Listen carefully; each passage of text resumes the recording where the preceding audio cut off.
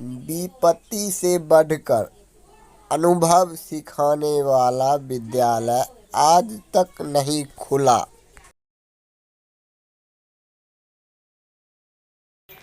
यदि आप सफल होना चाहते हैं तो अपना ध्यान समस्या खोजने में नहीं, समाधान खोजने में लगाएं।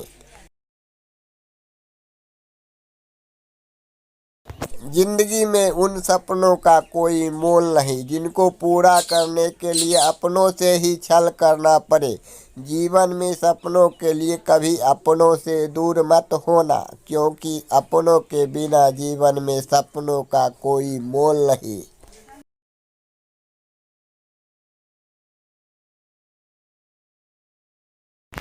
जब तक जीना तब तक सीखना, अनुभव ही जगत में सर्वश्रेष्ठ शिक्षक है, टीचर है। राजपति गुप्ता, राइटर, बेगूसराय।